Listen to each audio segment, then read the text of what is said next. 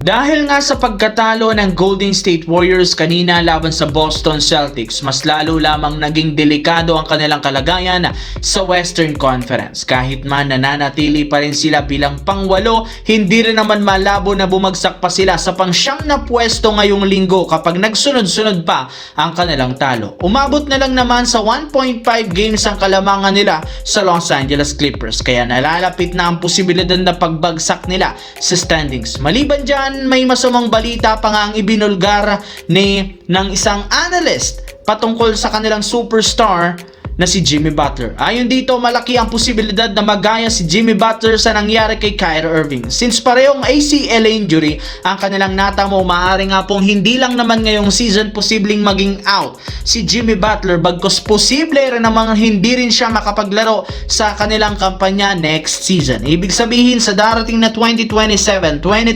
NBA season pa posibleng makabalik sa lineup ng Golden State si Jimmy Butler, depende sa magiging kalagayan nito. Sa kabilang banda, kinumpirma ng isang Laker insider na sa unang pagkakataon ngayong season, malinis ang kanilang inilabas na injury report. Ibig sabihin, wala silang player ngayon na may iniindang injury.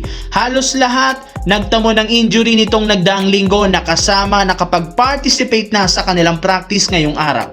Sa madaling salita, kompleto ang lahat na siyang ikinatuwa ng husto ni LeBron James. Ayon sa naging pahayag nito, nakakapanibago nga daw ngayon ang kanilang team dahil lahat naglaro sa practice. Kaya isang magandang balita ito dahil sa pagkakakumpleto nila, mabibigyan ng tsansang maipakita ang tunay na lakas ng kanilang lineup laban sa Los Angeles Clippers.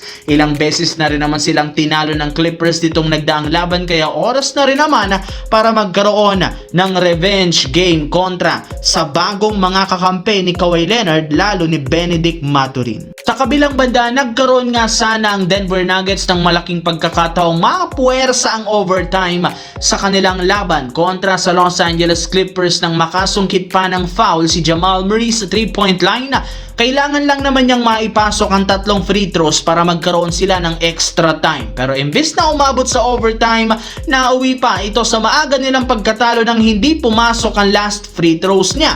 Dahil sa sobrang nakakadismaya, pinagtawanan at ginawa na naman nga siyang laughing stock sa social media. Hindi lang naman ito ang unang pagkakataong nakapagminte si Jamal Murray ng free throw sa crucial minutes. Ito na rin naman ang pangatlong beses na nagawa niya ito sa Denver Nuggets ngayong buwan ng Pebrero. Kaya hindi na nakakagulat bakit nagagalit na naman ang kanilang mga fans sa pinaggagawa niya. Gumaganda lang naman ang laro nito sa tuwing kalaban ng Lakers, ngunit ang ibang team ang kanyang nakakatapat, sobrang nang lalamya ang kanyang magalaw. Gaya ngayon matapos silang mag-choke sa last minute.